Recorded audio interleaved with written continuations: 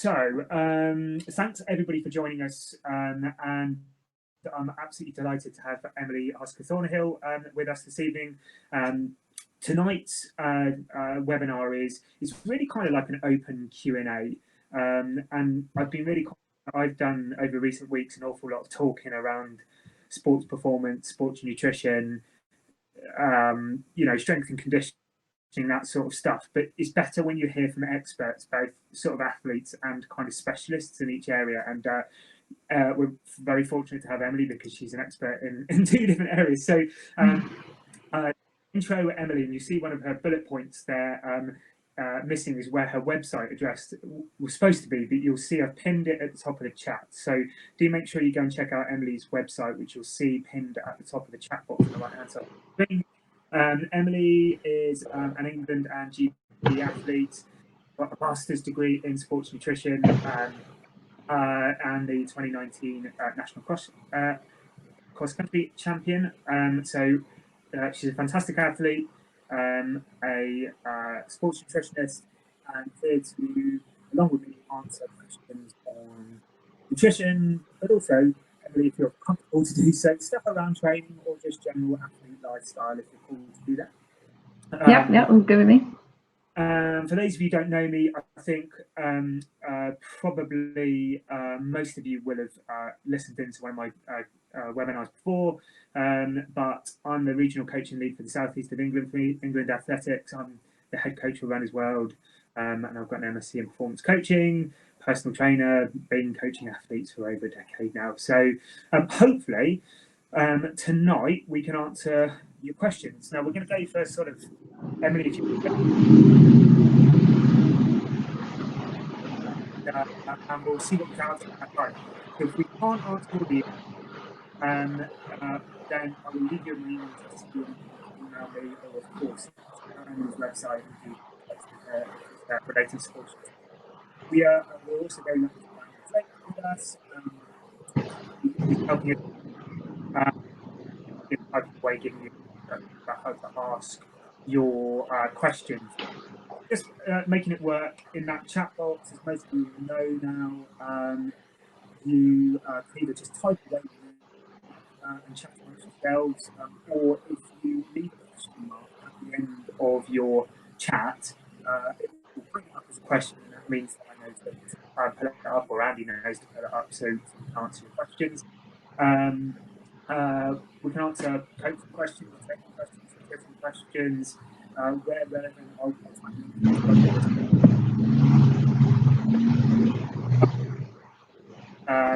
it's not often as smooth as we'd like it to be, so sort of be patient if you're not getting questions quite as quickly as you hope. And the video of this webinar will be available afterwards to check out. So, yeah, I don't have any traffic with, at the moment. I don't know, Emily, I don't know if you have got a major road outside your house. I mean, yeah, but it's quite quiet. I can't hear much going on outside. Window open or something, but if it continues to get noisy, I might need to I don't know, shut the window if it's open. But so I'm going to kick off with a couple of questions just to get things going. And guys who have logged in, I really hope you've got questions as well. Feel free to start asking questions now and typing them in. We can pick them up once we move to your questions. So first off, Emily, how's life been in lockdown as an athlete? How are you finding it? It's been a bit weird, really. I think like everybody else, I'm trying to, deal with things day at a time. Obviously, I'm injured at the moment, so I'm not really running properly. I'm not doing training sessions. I was getting into a really good routine with bike sessions and gym work, rehab. That all got very suddenly cut off. And me and my friend Millie were really pushing it every day with the gym until lockdown finally happened, and then we realized we really can't keep pushing it and keep going to the gym anymore and biking. But other than that, just trying not to go insane every day, keeping busy, all the usual stuff, trying to keep a routine. I think that always helps with all these things as well. Yeah, for sure. I mean, it's a strange time, whether or not they are an elite athlete or just somebody who likes to get out the door and run. But what when this all sort of kicked off, were you building up to did you have a particular race in mind that you were building up to? Where were you at? So when it all initially kicked off, I was very, very injured, to the point where I wasn't walking pain-free, I wasn't sitting down pain-free. So I was very injured, and I'd really just come back from doctors, and was really told that surgery could be the only option for me now because I tried everything else, which was a pretty devastating blow. Obviously, we didn't know any of Corona was going to go on, so in my head it was kind of this decision of, okay, well, do I go for the surgery? What's going to happen? Do I meet with the specialist? And all these sort of things were going on in my mind. And then I was kind of weighing up this decision of, okay, well, is it maybe just my time to retire? Maybe I just need to quit now. Maybe that's it for me. Maybe it's, time to start moving forward with other things in life. So that was kind of where I was at. But I wanted to kind of stay active. So I was still going to the gym and doing bike sessions and everything else. But during, that time as well, I found this great physio in Richmond, and he's been really, really helpful, and been giving me shockwave treatment, which has seemed to have slowly shifted this injury and helped me a bit. So I had about 3 or 4 months of no training at all. I just didn't want to do anything. And that was with Corona and everything else going on. But now that I'm slowly getting pain-free, I'm starting to kind of start running again a little bit, but not properly.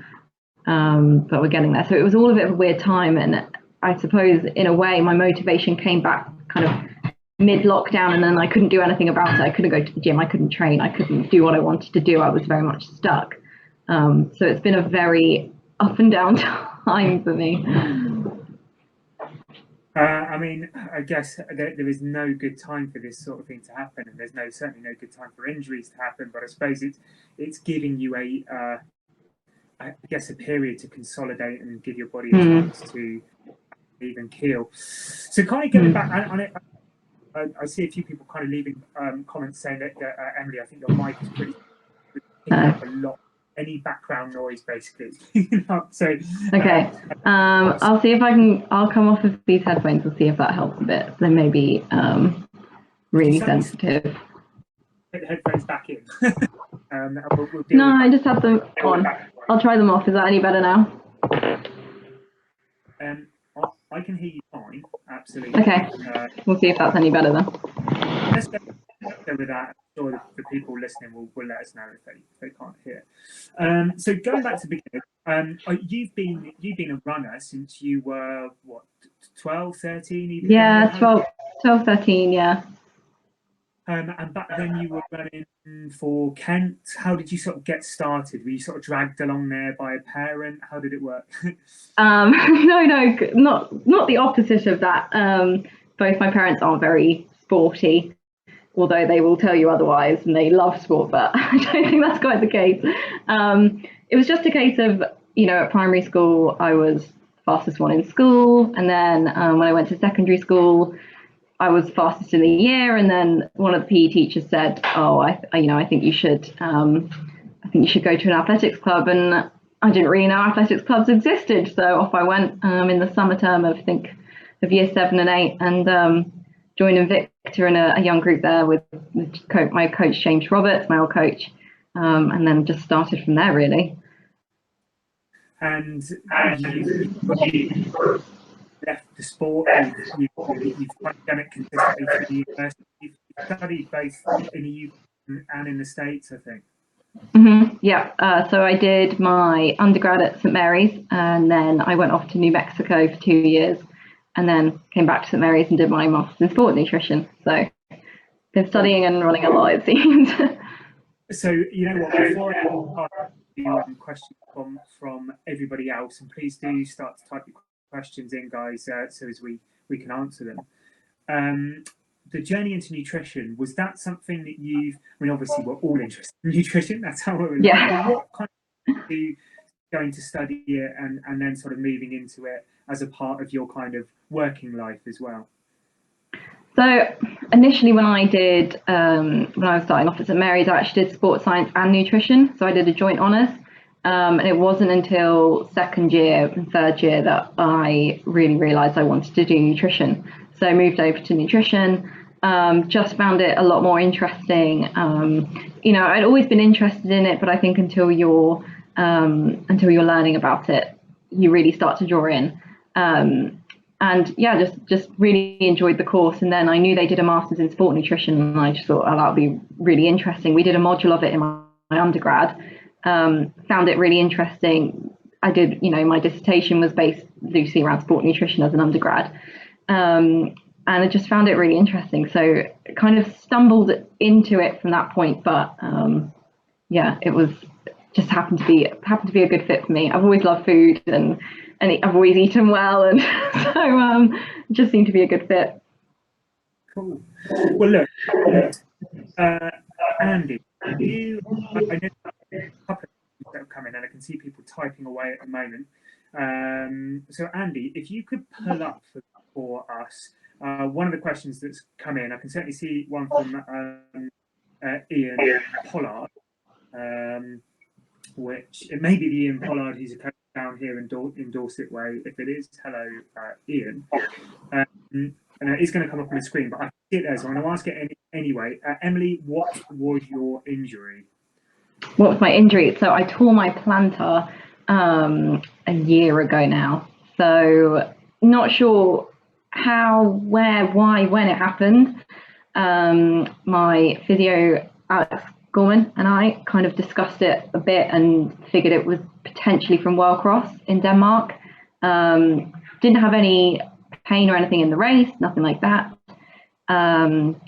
But I think it was a very intense course, and I think coming off of it, I went from that, had a very easy week, and then I went and did Brighton 10K, and then I did training, and then I did a track race, and I ran my PB at 8:58 very early in May, and from that point on, that was when I really started to get the pain.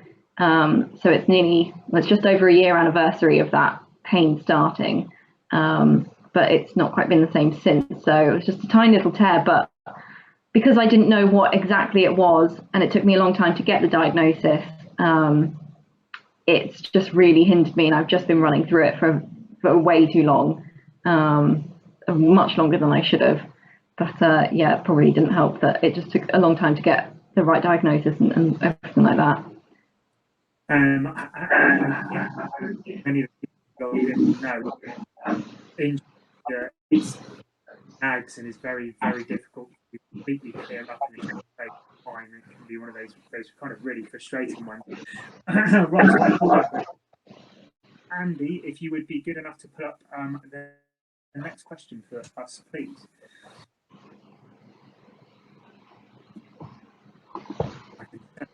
Right,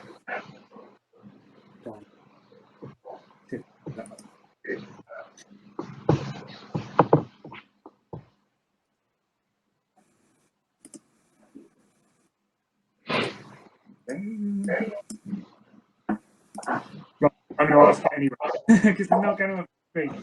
So, Donald, is nutrition timing a must after exercise? How critical is it? So, I guess just generally, Emily, the importance of nutritional timing in and around the runs in your key sessions. So this is quite an interesting question, and the problem with nutrition is it needs a long answer to really explain it. So the other problem with sports nutrition is that every athlete is different. So my routine is going to be completely different to a 14-year-old boy's routine compared to a 47-year-old working female in the city. So everything's very different.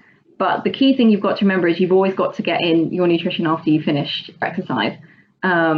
And that it really is that golden 30-minute window is the best time to replenish all of those glycogen stores, with all the carbohydrates and protein and electrolytes you've lost during that workout. It is really important, and you do notice a significant difference if you're taking, your food in or anything afterwards to recover better. It is a massive thing, and it really does affect you for the following sessions and days and runs and et cetera throughout the week. But obviously, for some people, it's not as simple as, oh, well, I don't have that time because I have to run in. I've only got this amount of time to run and do my session, then I've got to go straight back to work, or I've got to do this and I've got to do that with kids. Sometimes it's not that simple. So I think the key there is to plan ahead and make sure you've got, it does take that extra little bit of thought to plan ahead and, bring the shake that you need, or the milk, or, a meal or a snack or something for after your session, so you have it. And it's just taking that step to plan ahead. I think that's what's super important.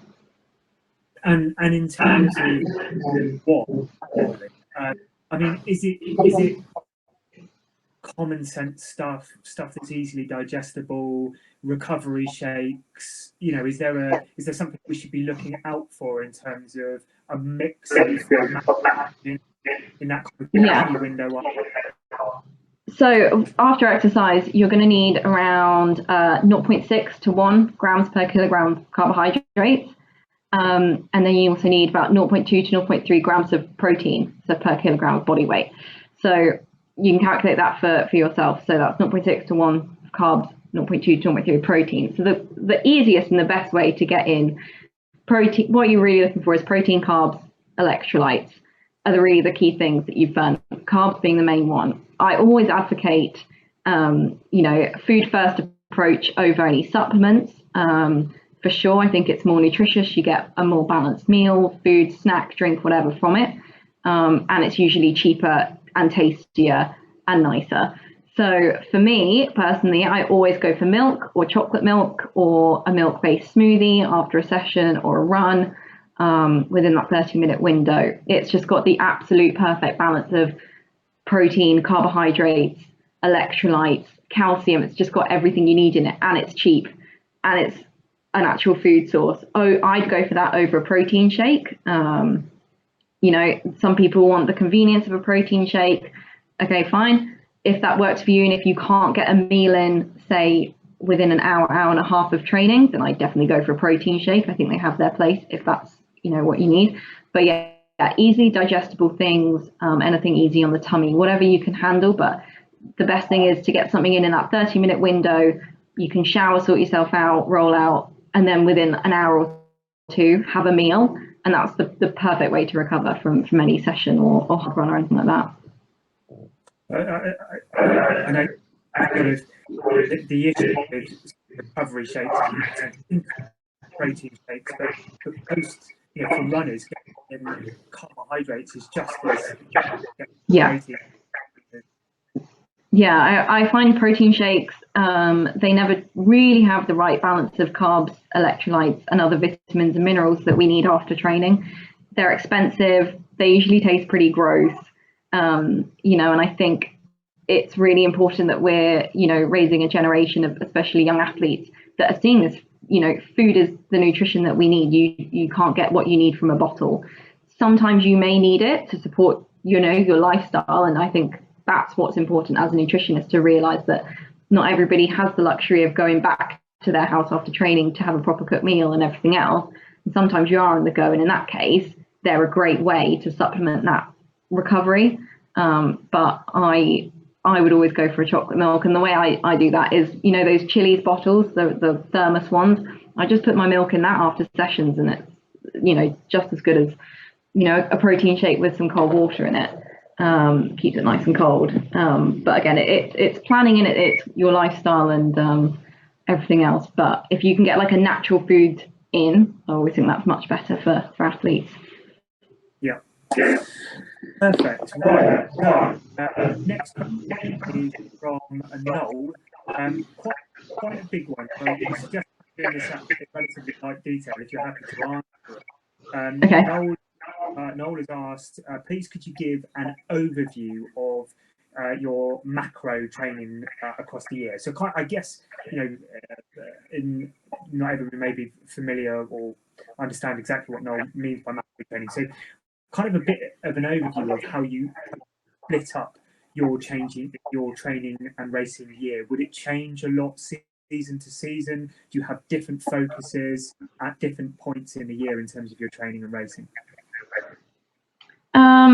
Definitely during cross-country season, there's definitely aims and focuses. Obviously, you know, before Christmas, you've always got European trials in Liverpool. That's always a big focus. And usually September to November time, that's pretty much the focus on that.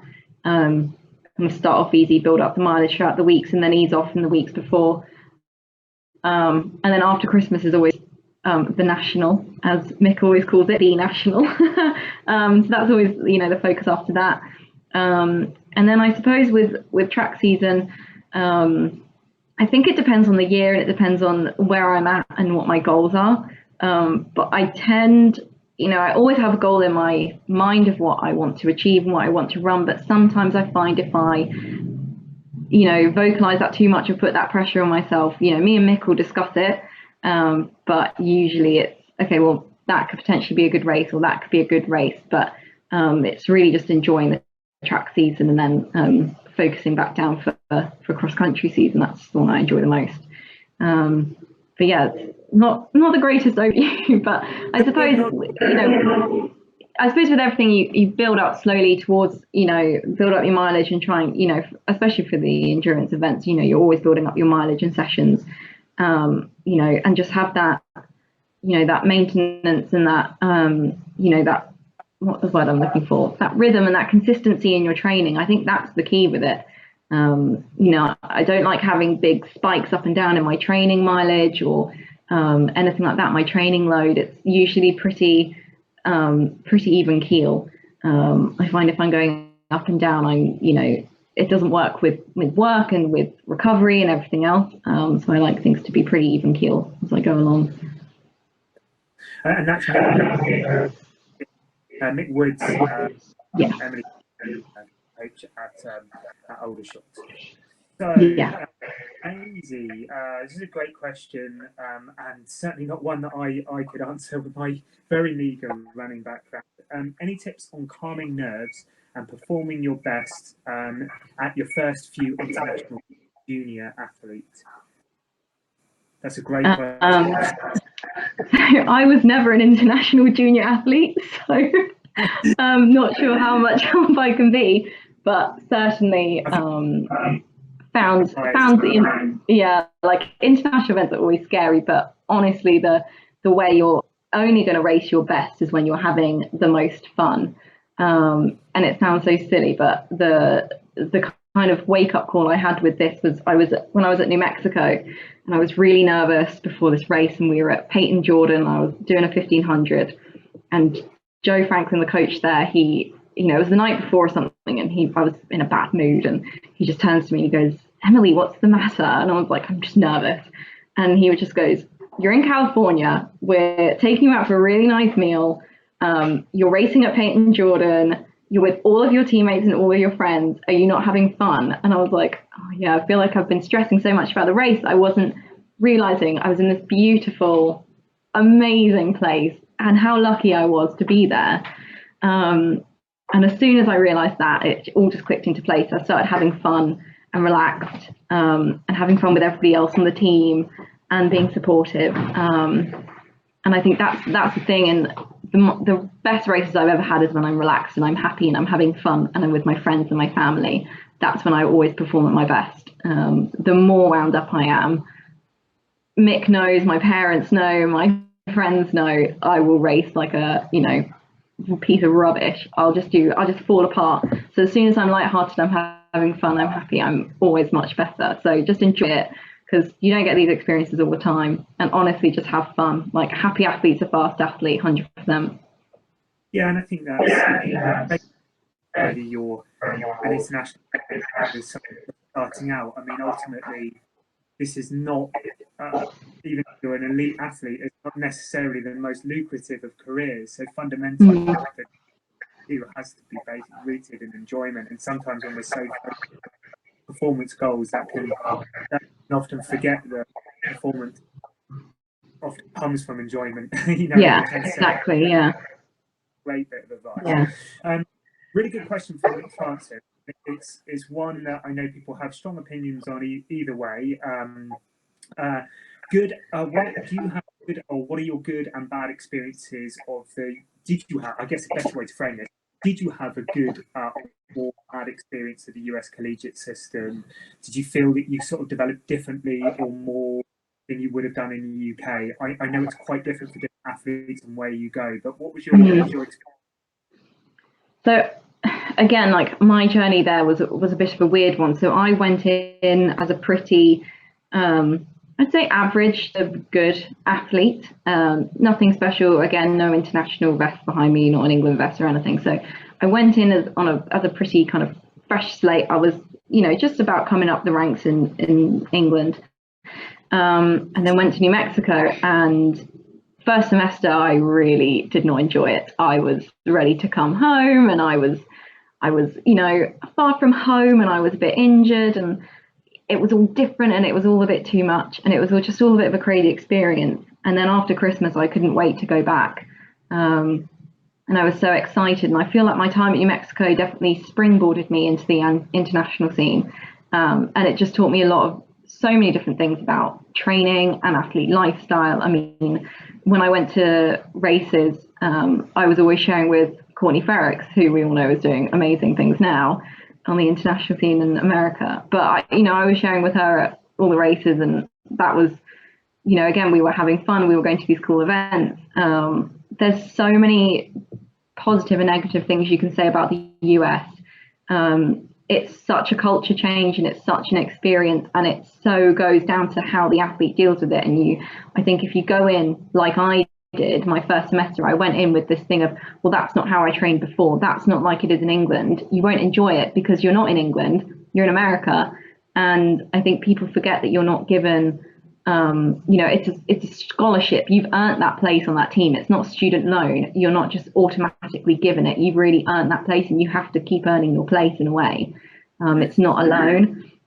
But yeah, so many positive and negative experiences, but overall amazingly positive, and I loved it. And I would encourage a lot of athletes to go if they have the opportunity. There's struggles with going to university in anywhere in the world. UK, I definitely struggled the first few months. I missed home. It's always a change. But I think you've really got to do your research about where you want to go and make sure you're happy and you like the coach and you can visit. And, I did all of those things, and I think I got really lucky with picking New Mexico, and I really clicked with the coach, Joe Franklin there. And, I still talk to him all the time. And I feel quite lucky that I have that relationship. I know some athletes don't. But I think it depends on where you go, and it depends on your attitude. And I think if you have a really positive attitude, it can be a really overwhelmingly positive experience. That's really good advice, particularly advice around doing your research, understanding what you want to get out of it as well. Yeah. And maybe thinking about it. Probably quite a quick one to answer from Derek. I think you expect, well, actually the first part isn't easy to answer at all, but the second part maybe. Do you expect the European cross country to proceed in Dublin in December? And if so, what if you've got a crystal ball in there, I'll just ring up my mate Boris Johnson and see what he says about it all. I don't know. I'd like to think that they would be on, and I could be there. Who knows? It depends on so many things with Corona. I could see it potentially being postponed until after Christmas, maybe. Whether I'll be there or not, I think just depends so much on this injury. If anything, I need it to be postponed to give me more time for training, seeing as I'm only just getting back into a few easy runs, every few days. But yeah, so who knows? I hope it does, because it's always such a good event. I'm saying that I've only been once, but hopefully it goes ahead. Twice? You've been World Cross? Yeah, twice World Cross, but only once to Euros. So yeah. Right, Richard. Emily, and I'm conscious you'll answer most of these, but that's the way it should be. So hopefully you're okay. I'll do a few more, and then I'll let you go. Look, there's an awareness of Reds. However, as more British universities move towards the US model of sports, how can we ensure the success that all doesn't lead to what abroad as well. That is a very good and very specific question. So maybe if you wouldn't mind by first just at a really basic level what by red, and then okay, so we'll delve in a little bit to the success at all cost mentality. Yeah. Yeah, you broke up in the second half of that question, so I'm glad you only want me to answer the REDS bit first. So REDS is relative energy deficiency disorder. So it basically means you're not matching the energy that you're putting in to the energy that you're putting out. So many things, can come from REDS, and I think it's great that there's so much, research coming out from it now. There's so many conversations about periods and menstrual cycles and, do I have REDS? Do I not? But REDS can cause so many problems, not just decreased performance, but increased risk of injury, decreased response to training, depression, decreased muscle strength. It can affect your glycogen stores and just so much more. So that's, in a quick overview, what REDS is. Now,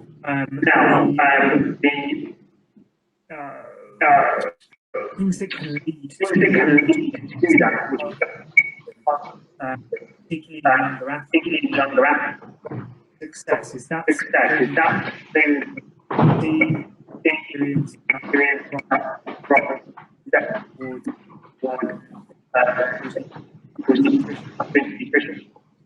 I'm so sorry, you broke up for the whole question. I didn't hear any of that. So sorry. You go again, please. Can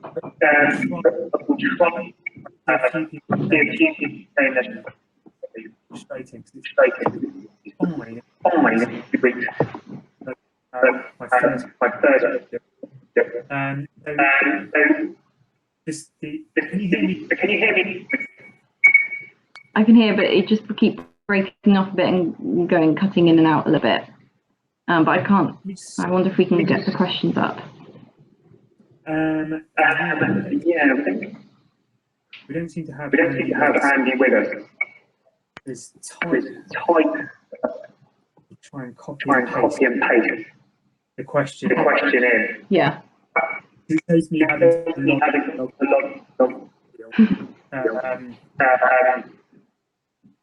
So here we go.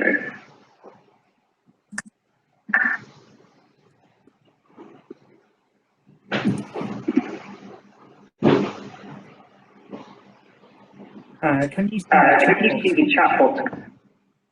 Yeah, I can see there's one message from you. But I can't see any messages. I only have one chat though. It says the K window is empty. If you click on public. The public button. Oh no. Can you hear me now? I can hear you now, yeah. Okay, let's just try again. Yeah. Don't know why it's strange. I think what's happening is there's feedback coming from either me or you, which is quite a bit interfering with how people hear. Okay.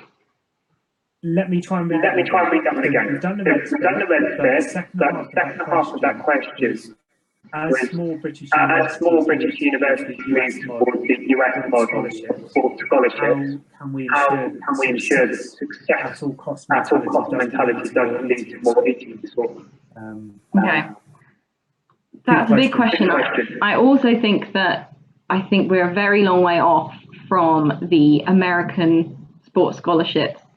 American sports scholarships will literally cover your room and board, all your tuition fees, your racing travel, your coaching, your kit, your physios, your nutritionists, your psychologists, everything. Whereas sports scholarships in the UK, really, they give you a couple of grand and a bit of kit at a push at most universities. Some may be more, some may be less, I don't know. I'll get into a discussion about that. But I think we're still quite a long way off of that. And I think we're quite lucky that we've got some really good models of, the top sporting universities, Loughborough, Birmingham, becoming these centres of sporting excellence, and they've got all the different tools and people and everything else to make sure that doesn't happen to athletes. Equally though, it's tricky because these young athletes are away from home, they're changing coaches potentially, they're around new groups of people, moving houses, there's so much going on in young athletes' lives. It's tricky to kind of pinpoint that responsibility down to a university. I think there's always an accumulation of different people involved and obviously the individual as well. How can we ensure it not happening? I think just by having a positive and open attitude with nutrition and food, and having more information and more awareness, and of what good nutrition is and what an athlete should be eating rather than what an athlete shouldn't be eating. Or I think there should be a focus on a big focus on body image. I know I've particularly struggled with that, but I think the more open we are with these conversations, talk, for example, like menstrual cycles and REDs, everybody's suddenly so comfortable talking about girls having periods and REDs and their regularity of that, and it's such a chill conversation now. I feel like that almost needs to be that way about nutrition and food and eating disorders, because as soon as we see a young athlete that potentially could have something, nobody wants to say anything. And who does it go down to? I don't know. That's such an open-ended question. It could be so many different people. But I think it's all about building that team around you. I felt really lucky growing up, and even now, I've got that massive base of a team around me to kind of all aspects of my life, whether that's my friends, my family, my physios, my doctors, my boyfriend, everybody in my life is all helping me towards that goal and helping me keep happy and healthy. And I think it's just about realizing that, and the young athlete needs a team of people, in all different medical and social aspects. It's all about, that team, and making them feel they can talk to people if they need to, and push them in the right direction if they feel they need help or support or advice or anything. Makes sense. Emily, it sounds a bit weird. I've got about three more questions. I've got about 3 more questions on the last because I want to make sure you have any. As I ask the question, if you could just mute yourself. Okay. As I asked to say, if you look on the little video, the microphone, audio on off button. If we see the picture of yourself, underneath that there's an audio on off. If you mute me, it might be slightly easier for people to hear, and hopefully you should still hear me. So I'll ask the question and then remember to unmute yourself if that's all right. So there's a couple of ones here because they're quite specific. So Mark has asked, as a coach of a number of female teenage middle distance runners, how often or perhaps even at all would you recommend them getting their iron levels checked based upon your experience when you were 15, 16, 17, 18 years old? So should we be looking for athletes of that age to get blood testing and get iron levels checked? Okay, that's an interesting question. I didn't have my iron levels checked, I don't think, at that age. I was just having regular menstrual cycles and just running as normal. Obviously, my coach knew when I was on my period because I was feeling heavy or different in sessions. Sometimes we would even adapt the sessions a bit just to line off, cut a couple of reps off, just to make me feel a little bit better and everything else. Iron checks, though, if the athlete is having consistent problems with, fatigue and recovery, and they're having particularly heavy periods, it could be something to check. Obviously, that depends on each athlete. It could just be that they, just need to eat a little bit more iron in their diets. They need to recover a little bit better. Very tricky to say. I have my iron levels checked by my doctor, and sometimes it can provide really helpful information, and you think, okay, well, maybe I should start taking a supplement to support my diet because I'm not getting enough in, or I'm not absorbing enough. I think there's so many different factors in that, but think as long as they're eating, you know, iron in their diets regularly, they're getting that recovery in. You know, if nothing's out of normal, then I'd, you know, maybe just look to have a supplement supporting that. If something's not quite right, it could be worth going to the doctors and talking about that and saying, hey, what do you think this is? This has happened and this is affecting my performance, and I'm fatigued, I'm really fatigued, I'm tired, and I don't feel right, and I can't race and train as well. But yeah, tricky as well. I think if things are normal, then I'd just make sure that they're eating well and recovering well. I usually take an iron supplement as well. I take the liquid iron. It comes in a box about on Amazon. It's called Sparto. Just I find it easier to ingest on my tummy than a ferrous sulfate tablet. They just really upset my stomach, and I know a lot of other female athletes take those as well. And they've really helped boost my iron up over the years. But you know, everything in your body goes up and down throughout your growing as well. So it's always that to remember as well. Right, and two more questions. We're almost there. If you wouldn't mind just muting me a second. Actually, if you can hear me okay, I'll press ahead with this question. It's only a relatively short one. We'll try so you're having to mute it. Tony asks, would you recommend high or low GI foods before or after sessions? And it might be worth just saying what GI refers to. Okay, so for me, whenever I'm training, so what was the question? Sorry, before or after? Low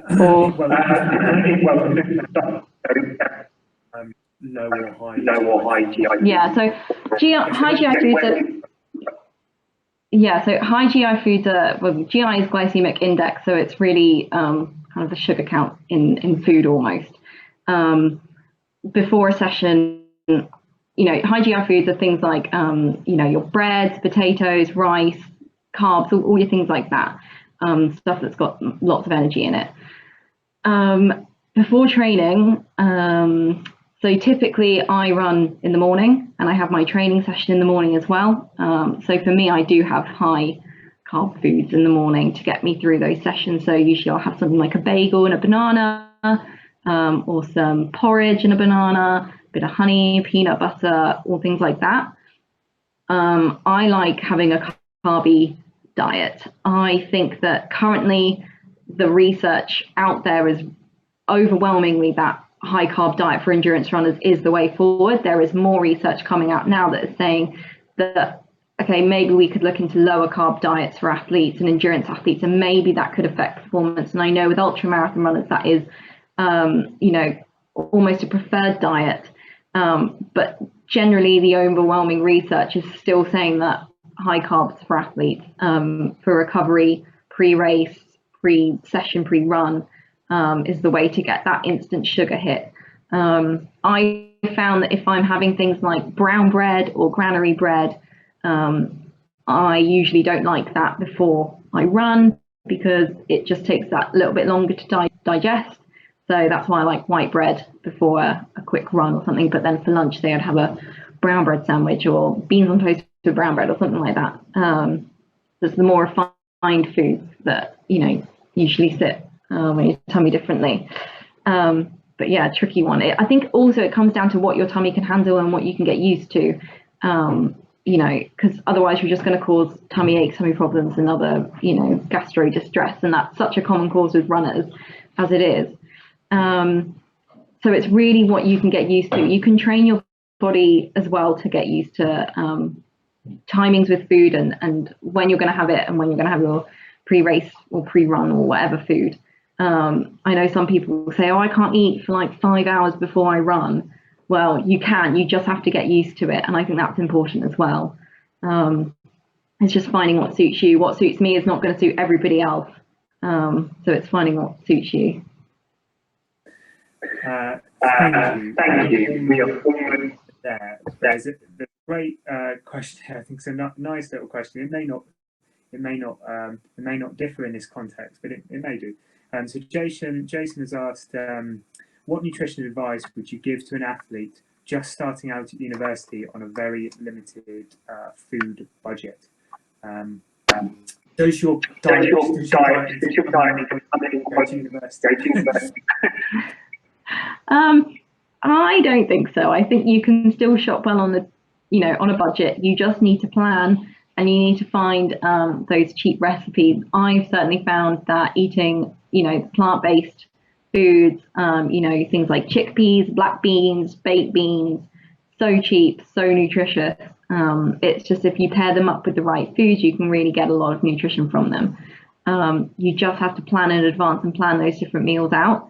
So I used to plan my meals, breakfast, lunch, and dinner, snacks for the week, and just think what I could really have. And it wasn't like a strict plan. Obviously, if I was hungry, I wanted to go buy something, I would. But it was just so I could have a general idea of what I would need and what different meals I could cook and try out. I think it's also important to remember that food is meant to be tasty and it's meant to be fun. It's not just functional. So I think if you're having if you're fed up of beans on toast every day and it's what you can afford, then that's you've got to find that balance of trying out different options and different things. Maybe it's a case of doing some batch cooking, big pots of anything, chilies and spaghetti bolognese and stews and enchiladas, anything you want, and just having those ready to go. But there's so many different ways you can get in different proteins and carbs, rather than, I feel like the typical student thing is like beans on toast or pasta with chicken and tomato sauce. And there's just so many other amazing, delicious, nutritious foods out there that students need to learn to cook and learn to access as well, and not be scared to try and buy different things and try a new recipe. We've got lockdown for who knows how long, so maybe now's the best time to try out different recipes. And per serving you can usually make a big meal pretty cheap. You just need to kind of stock up on all those key covered ingredients, and then you can kind of usually throw together a good mix of food.